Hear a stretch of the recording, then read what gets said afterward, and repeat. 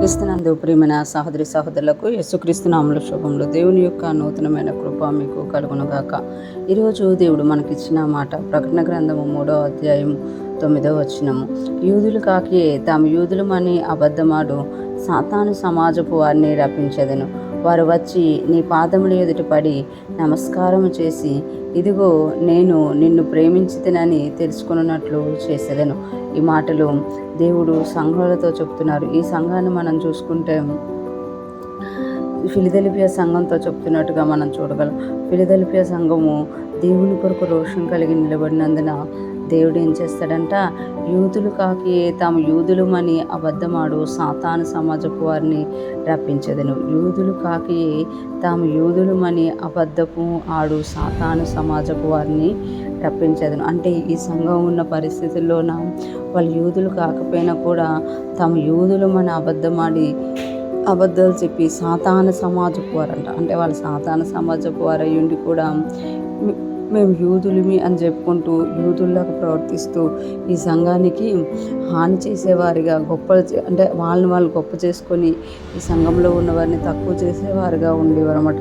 అవన్నీ చూశాడట. అందుకే దేవుడు ఇక్కడ అంటున్నారు కదా, వారు వచ్చి నీ పాదములు ఎదుటపడి నమస్కారం చేసి, అంటే ఎవరైతే సంఘానికి అబద్ధమాడి మోసం చేశారో, అంటే తాము అది కాకపోయినా అది అని చెప్పుకొని మోసం చేశారో అటువంటి వారిని నీ పాదాల యొద్దకు నేను తీసుకొస్తాను, నీ పాదాల యొద్ద పడేసి వారిని నమస్కారం చేసేటట్టు చేస్తాను అని ఇక్కడ దేవుడు తెలియజేస్తున్నారన్నమాట.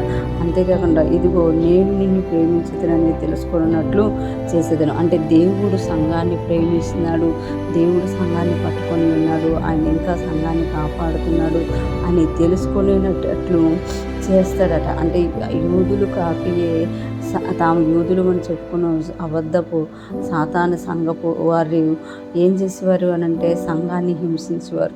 మీరు అలాగుండకూడదు, ఇలాగుండకూడదు, యూదుల్లాగా ఉండాలి, యూదులు ఇలాగుండేవారు, అలాగ మీరు ఉండాలి అని వారిని హింసించేవాట. కానీ వీరి విషయంలో దేవుడు చెప్తున్నారు కదా, నేను వారందరినీ తీసుకొచ్చి నీ పాదాల కింద పడేస్తాను, నీకు నమస్కారం చేసేటట్టు చేస్తాను.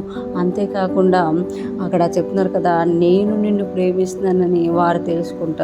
అంటే దేవుడు మనల్ని ప్రేమిస్తే మనకు విరోధంగా ఎవరు అబద్ధం ఆడుతున్నారో, మనకు విరోధంగా ఎవరు మోసం చేస్తున్నారో, మనకి విరోధంగా ఎవరైతే అంటే దేవుని వాక్యానుసారంగా కాకుండా వారికి ఇష్టం వచ్చినట్టు తంత్రాలు చేస్తున్నారో వాళ్ళందరినీ కూడా దేవుడు ఏం చేస్తాడు అని అంటే మన పాదాల క్రిందకి పడేసి మనకి నమస్కారం చేసేటట్టు చేయడమే కాకుండా దేవుడు మనల్ని ప్రేమిస్తున్నాడు అని వారు తెలుసుకునేటట్టు చేస్తారట.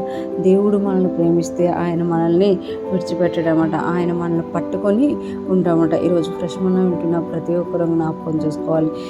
ఎప్పుడైతే మనము అబద్ధాలు చెప్పడం వల్ల ఇతరులు మనం దేవుణ్ణి ప్రేమిస్తుంటే ఇతరులు మనకు అబద్ధాలు చెప్పడం వల్ల మేము ఇది అని చెప్పి మనల్ని మోసం చేసేవారుగా ఉంటారు, వారిని అందరినీ కూడా దేవుడు మన కిందకి తీసుకొస్తాను, నేను నిన్ను ప్రేమిస్తున్నాను అని తెలుసుకునేటట్టు చేస్తాను అని దేవుడు తెలియజేస్తున్నారు. మనం అందుకే ప్రతి విషయంలో దేవుని మీద అనుకుంటూ దేవుని వైపు చూస్తూ దేవునితో కలిసి మనం ముందుకు సాగిపోదుం గాక. దేవుని కృప మనందరికీ తోడై ఉండి నడిపించును గాక.